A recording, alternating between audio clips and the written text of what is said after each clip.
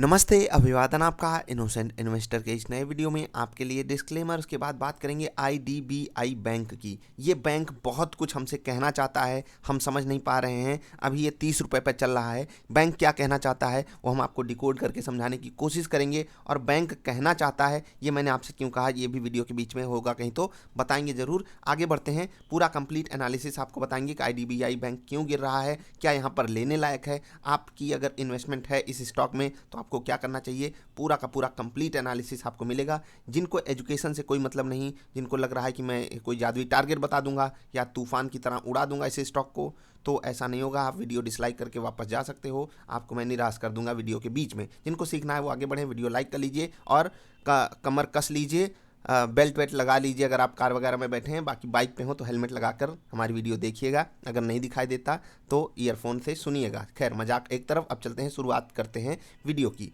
बहुत ध्यान से 2-4 बातें आपको मैं समझाऊंगा, उसके बाद कैलकुलेशन पे चलूंगा, रिजल्ट भी दिखाऊंगा और ओवरऑल सिनारियो भी डिस्कस करूंगा। सबसे इंपॉर्टेंट चीज़ जो है यहाँ पर मार्केट कैप, लगभग 30,000 करोड़ की मार्केट कैप है। अगर आप इस स्टॉक को, मैं थोड़ा सा स्टॉक पे ही चलूँगा पहले, अगर आप स्टॉक को देखोगे 30 रुपये पे इस वक्त ट्रेड कर रहा है। टेक्निकली बहुत वीक ये स्टॉक अभी के सेशन में चल रहा है। और अगर ये सपोर्ट तोड़ देता है जो कि 30 रुपये के आसपास अवेलेबल है, तो बहुत बड़ी गिरावट अभी भी आ सकती है टेक्निकल पैटर्न्स के हिसाब से।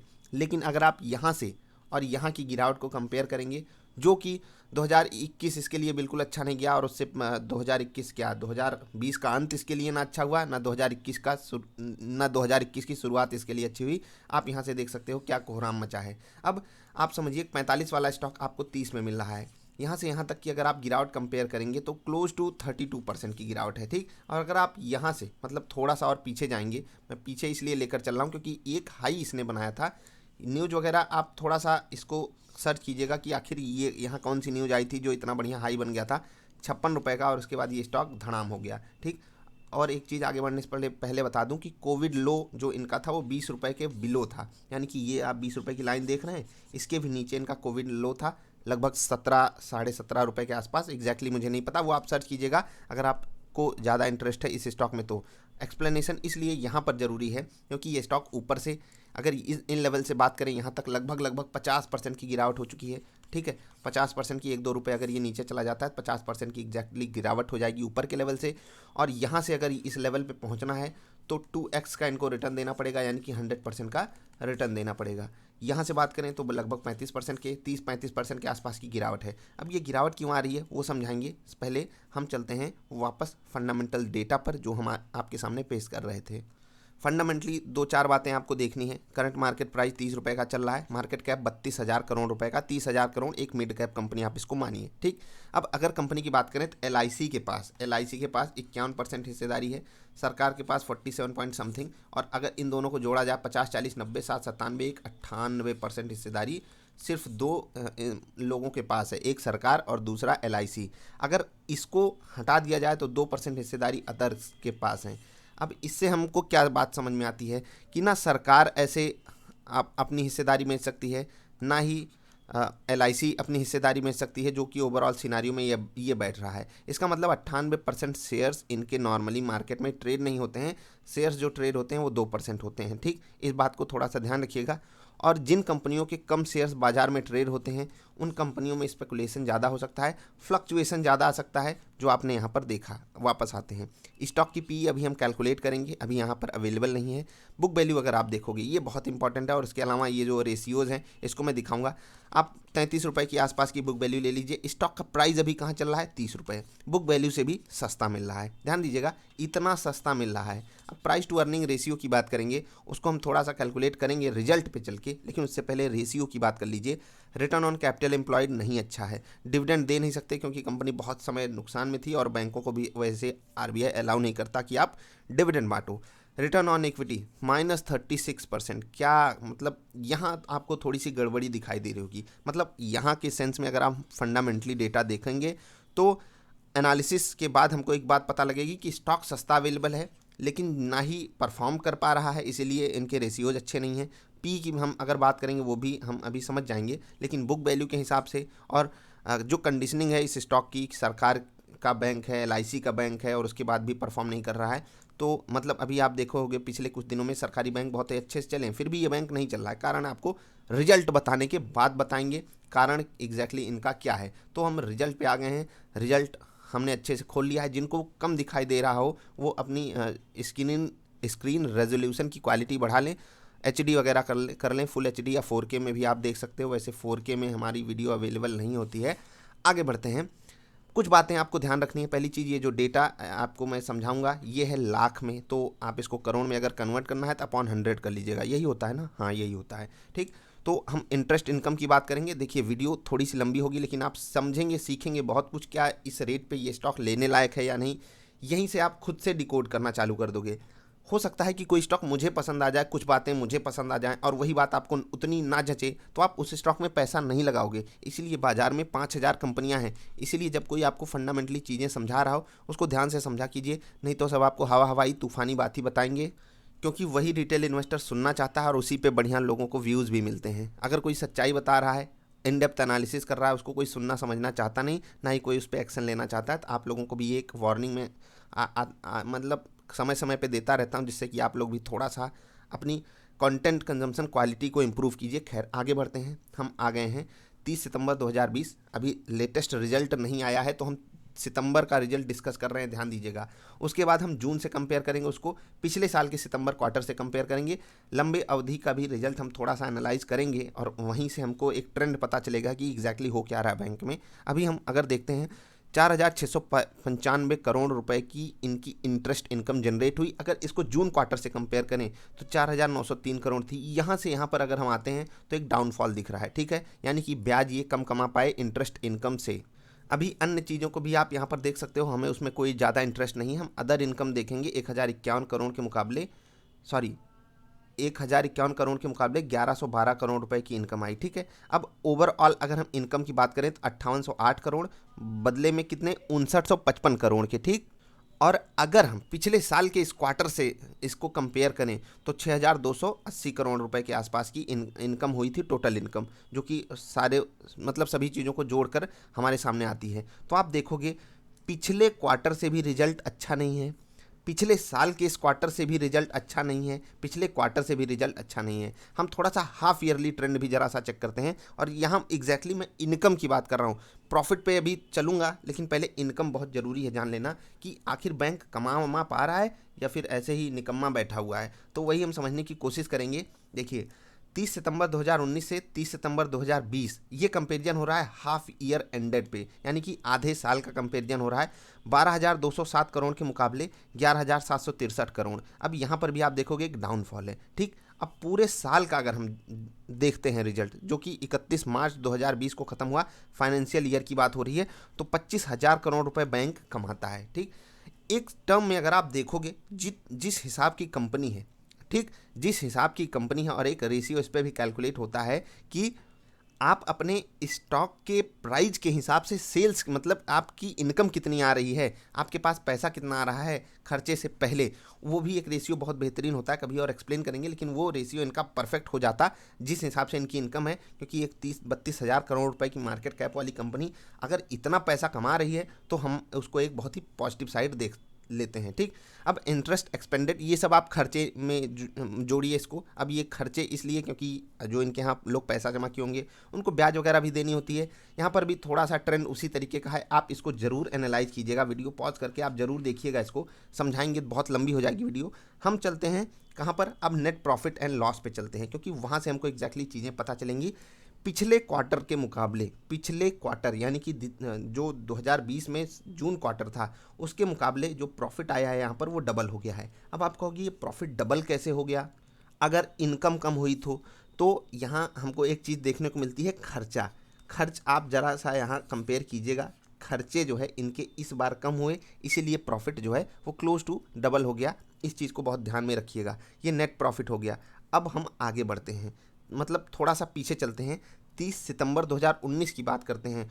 तो वहाँ भले इनकी इनकम ज़्यादा हुई थी, लेकिन अब एक और टर्म मैं यहाँ पर इंक्लूड करना चाहूँगा, इनके NPAs को। ठीक है, एनपीए को इनको इंक्लूड करना चाहूँगा और ज़रा जाकर देखिएगा इनका ग्रॉस एनपीए कितना है। ठीक, ये आपके लिए मैं रिसर्च का मुद्दा छोड़ रहा हूँ, अगर आप सच में इंटरेस्टेड हो इस कंपनी में, ग्रॉस एनपीए आप इनका चेक करोगे दंग रह जाओगे। खैर, नेट एनपीए उतना भारी नहीं है क्योंकि प्रोविजनिंग वगैरह करते चलते हैं, और उसी प्रोविजनिंग के चलते हुए यहाँ पर इनको लॉस कितना हुआ, 3443 करोड़ रुपए का। अब हाफ ईयरली की अगर बात करें तो 30 सितंबर 2020 तक जो आधा साल खत्म हुआ वहाँ पर 501 करोड़ का प्रॉफिट हुआ, लेकिन अगर आप 30 सितंबर 2019 में जाओगे तो 7,500 करोड़ का लॉस हुआ। और लॉस क्यों? प्रोविजनिंग के कारण। प्रोविजनिंग क्या होता है? हमने एनपीए दिया, एनपीए वाला सॉरी हमने लोन दिया, एनपीए नहीं दिया। वैसे सरकारी बैंकों को ये कहना चाहिए भैया हमने एनपीए दिया है, जो वापस आ जाएगा वो हमारा लोन था, जो नहीं आएगा वो एनपीए था। मजाक कैसा लगा मेरा मजाक? ज़रा अगर पसंद आया हो मेरा मजाक तो वीडियो लाइक कर देना। बाकी आप क्या सोचते हो इस बारे में, सरकारी बैंकों को या कुछ बैंकों को ऐसे करना चाहिए या नहीं, कि वो सबसे सरकार से बोलें देखिए हमने एनपीए दिया हुआ था और वापस आ रहा ही हमारा लोन है। खैर, अब आगे बढ़ते हैं। अगर आप देखोगे 7268 करोड़ रुपए का लॉस, और अगर आप साल की बात करोगे जो ख़त्म हुआ 2020 वाला पिछला फाइनेंशियल ईयर, वहाँ पर 12,847 करोड़ रुपए का भयंकर नुकसान। अब हम आगे बढ़ते हैं, जो हम एक टर्म हमेशा आपको देखने को बोलते हैं, ईपीएस, आप ये ज़रूर चेक कीजिए। अब कंपनी लॉस एंड प्रॉफिट में है तो ये कैलकुलेट करना थोड़ा सा मुश्किल हो जाएगा, लेकिन हम आपके लिए कैलकुलेट करने की कोशिश करेंगे। चलिए थोड़ा सा हम नीचे खिसकते हैं, खिसकने में भी इसको दिक्कत हो रही है। हम आ गए हैं नीचे और यहाँ पर हमारे सामने डेटा अवेलेबल है, हम आपके लिए डेटा यहाँ पर एडजस्ट कर रहे हैं, तो थोड़ा सा ध्यान दीजिएगा। हमारे सामने है बेसिक एंड डाइल्यूटेड ईपीएस, बहुत ध्यान से देखिएगा चीज़ों को। अब ये बेसिक पे ही हम फोकस करेंगे, डाइल्यूटेड वो अलग टर्म में कभी और समझाएंगे। 32 पैसे का अर्निंग पर शेयर आया, 15 पैसे का अर्निंग पर शेयर आया, और जब नुकसान हुआ, ध्यान दीजिएगा, जब इनको नुकसान हुआ तो 4.5 रुपये का मतलब ईपीएस आया माइनस में। 47 पैसे का ईपीएस आया था। ऊपर आप चेक कर लीजिएगा कि ये छमाही है, और ये जो हमारे सितंबर में रिजल्ट आए 3 महीने के, वहाँ पर 32 पैसे का ईपीएस है। और इसी पे अगर हम कैलकुलेट करें तो प्राइस टू अर्निंग इनकी काफ़ी ज़्यादा चली जाएगी। क्यों? क्योंकि इनकी जो अर्निंग आई उसमें खर्चे बहुत ज़्यादा जुड़े हुए हैं, इसलिए अर्निंग इतनी कम हो रही है। आई होप आप बात को समझ गए होंगे। अब एक कंपनी जो इतनी इनकम जनरेट कर रही है उसके बाद भी जब प्रॉफिट इतना कम लाएगी तो उसका जो प्राइस टू अर्निंग रेशियो होगा वो बहुत ज़्यादा हाई होगा। तो यहाँ पर अगर आप कैलकुलेट करोगे 30 रुपये का स्टॉक है, अपॉन अगर करोगे 0.32 से, तो आपका जो क्या आ जाएगा, प्राइस टू अर्निंग रेशियो 95 के आसपास आएगा, और ये बहुत खतरनाक होता है किसी भी बैंक के लिए। तो यहाँ पर ये चीज़ कैलकुलेट करना ही बेकार है। क्यों पी यहाँ पर कैलकुलेट करना बेकार है? क्योंकि कंपनी लॉस प्रॉफिट कर रही है, खर्चे ऊपर नीचे कर रही है, प्रोविजनिंग ऊपर नीचे कर रही है, मतलब एडजस्टेड ही नहीं है कुछ भी। तो हम यहाँ पर पी कैलकुलेट करके बिल्कुल गलती कर रहे हैं, और ऐसी कंपनियों में आप बिल्कुल पी पे भरोसा कर भी नहीं सकते हो, चाहे वो हाई रहे चाहे वो लो रहे। यानी कि हम पी के हिसाब से इस कंपनी को यहाँ पर सस्ता और महंगा कह ही नहीं सकते, क्योंकि कंपनी कभी लॉस में है कभी प्रॉफिट में है। एक चीज़ मैं आपको बता दूँ, जब भी आप बैलेंस शीट पढ़ते हो, जो भी डेटा आपको ब्रैकेट में दिया हो, ठीक है, वो लॉस मतलब ये डेटा माइनस में होता है, इस पर आपको जरूर फोकस रखना है, नहीं तो अगर आप खुद से ये डेटा देख रहे हो तो आपको दिक्कतें आ सकती हैं। अब मैंने ये चीज़ें आपको समझा दी। अब चलते हैं चार्ट पर। यहाँ पर मैंने आपको समझा दिया, और ये बैंक हमसे कहना क्या चाहता है उसको हम समझाएंगे चार्ट पर। शुरुआत में मैंने आपसे कहा था ये बैंक हमसे कुछ कहना चाहता है। ये बैंक हमसे बहुत दिन से कहना चाहता था हमें बेच दो, हमें बेच दो, हमें बेच दो, लेकिन हम रिटेल इन्वेस्टर हैं, हम कहते हैं नहीं भाई, हम तो सस्ता माल उठाएंगे, सस्ता माल उठाएंगे, सस्ता माल उठाएंगे। और जैसे कोई स्टॉक सस्ता होता है एकदम धरना प्रदर्शन करने लगते हैं रिटेल इन्वेस्टर्स, हमें सस्ता माल चाहिए, हमें और सस्ता चाहिए।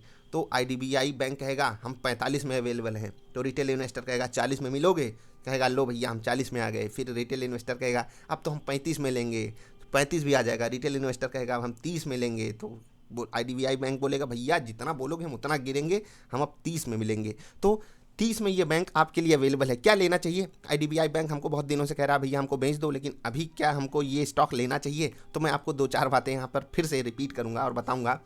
बैंक अगर बुक वैल्यू के हिसाब से देखें सस्ता है, पी भी अगर इनकी ये नॉर्मल परफॉर्मेंस पे लौट आए, ठीक, तो पी भी इनकी बहुत ही सस्ती हो जाएगी, क्योंकि जिस हिसाब से बैंक कमाता है उस हिसाब से अपने प्राइस को बहुत ही अच्छे से एडजस्ट करेगा। और मुझे नहीं लगता इसकी पी 20 के ऊपर भी जा सकती है। अगर ये जिस हिसाब से जिस रेशियो में पैसा कमाते हैं उसी रेशियो में इनकी ओवरऑल इनकम आनी चालू हो जाए। कमाने का मतलब क्या है कि इनकी जो इंटरेस्ट इनकम होती है, अगर एनपीएस को ये अच्छे से हैंडल कर लें तो इनका पी 20 के भी नीचे आ जाएगा। और अगर हम किसी सरकारी बैंक से इसको कंपेयर करें, एसबीआई वगैरह या किसी भी सरकारी बैंक से, तो वो उन्हीं के आसपास आके खड़ा हो जाएगा। लेकिन अब एक बात यहाँ पर आती है कि जिस समय सरकारी बैंकों में एक बूम बढ़िया चल रहा है, भागे पड़े हैं, एसबीआई जैसे स्टॉक 300 पार कर चुके हैं, ये स्टॉक 55 से 30 पे आ गया है। इवन एक समय ये स्टॉक 200 भी ट्रेड करता था। आपको मैं जानकारी के लिए बता दूं, 200 वाला स्टॉक आपको 30 में मिल रहा है। खैर वो बात की कहानी है, पीछे की कहानी है, भूल जाइए उसको।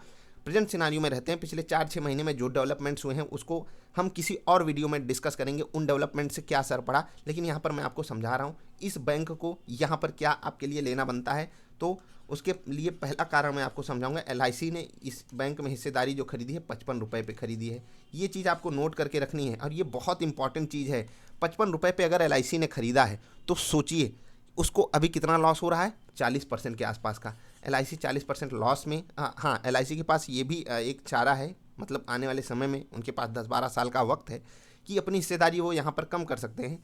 लेकिन मतलब अंततः एक चीज़ बैंक को करनी पड़ेगी, अपनी परफॉर्मेंस में सुधार। अगर ये परफॉर्मेंस में सुधार नहीं करते हैं, एलआईसी ले ले चाहे कोई भी खलासी ले ले, ये बैंक नहीं चलने वाला। तो अगर हम एलआईसी के हिसाब से यहाँ पर 30 रुपये पे देखें, जिस बैंक को एलआईसी में बड़े बड़े धुरंधर, जिस बैंक को एलआईसी के बड़े बड़े धुरंधर 55 में खरीदे हैं, हमारे पास कोई दिमाग लगाए बिना वो बैंक 30 में अवेलेबल है।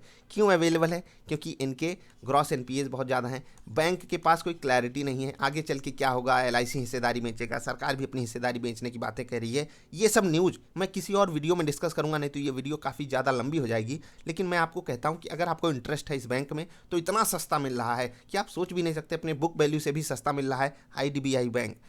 थोड़ा सा अब यहाँ पर एक दूसरा एंगल में जोड़ूंगा टीबी वालों का। बड़े बड़े टीबी एक्सपर्ट यहाँ पर फेल हो गए हैं। बहुत बड़े बड़े एक्सपर्ट ने आपको 50 में लेने की सलाह दी, 40 में लेने की सलाह दी, बहुत ऊंचे ऊंचे रेट पे लेने की सलाह दी। और आप नाम बताइए वो एक्सपर्ट इस स्टॉक को जरूर लेकर बैठा है, बड़ी बड़ी क्वांटिटी में लेकर बैठा है, क्योंकि उसको लग रहा था कि ये स्टॉक मल्टी बैगर बनेगा।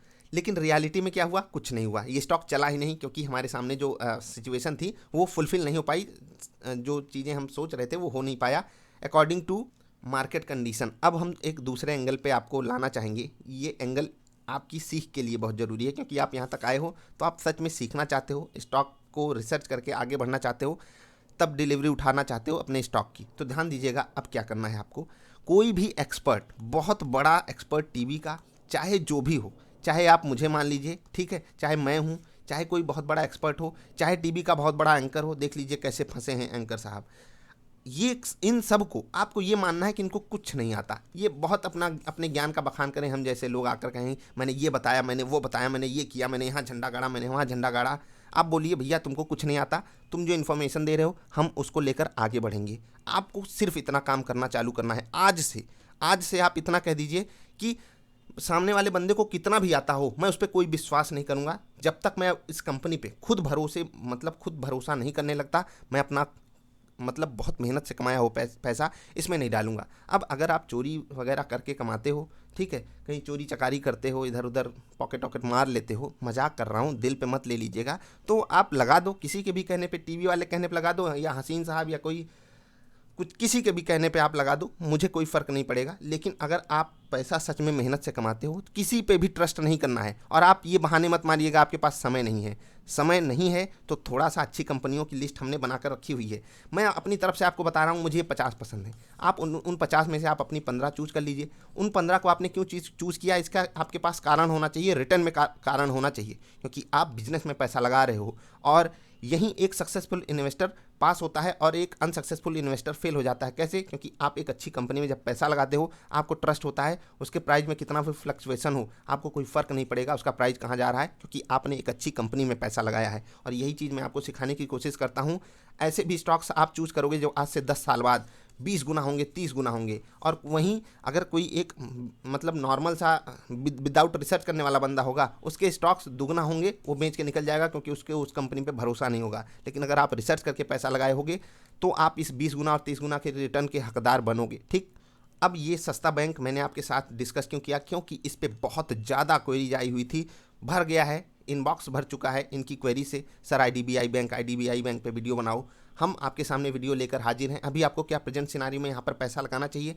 देखो, अगर आपको एक सस्ता बैंक चाहिए जहाँ पर आप बड़ा रिस्क ले सकते हो, देखो नीचे के लेवल पे बहुत बड़ा रिस्क आपके सामने नहीं है। ठीक, ये स्टॉक जहाँ पर है, यहाँ एक प्राइस हो सकता है टेक्निकली अगर फेल होता है तो यहाँ से 8, 10, 15%, 20% और गिर जाए, लेकिन ऐसा नहीं है कि बैंक बर्बाद होने जा रहा है, क्योंकि LIC 51% की हिस्सेदारी लेकर बैठी है और LIC कितना बड़ा इंस्टीट्यूशन है आपको पता है। ठीक, उसके बाद सरकार की 47% हिस्सेदारी है। मैं एक चीज़ आपसे कहता हूँ कि अगर स्टॉक की री रेटिंग होती है, सारी सिचुएशन जैसा मतलब सब कुछ मैं जो सोच रहा हूँ, अगर सब कुछ पॉजिटिव साइड पे होता है तो यही स्टॉक आपको 100+ पे मिल सकता है, बहुत जल्द मिल सकता है, बहुत जल्द मिल सकता है। का ये मतलब नहीं है कि आप आज जाकर खरीद लो, कूद फांद पड़ो। मैं अभी ये स्टॉक ना मेरे पोर्टफोलियो में है, अभी तक मेरा मन भी नहीं है इस स्टॉक को लेने का।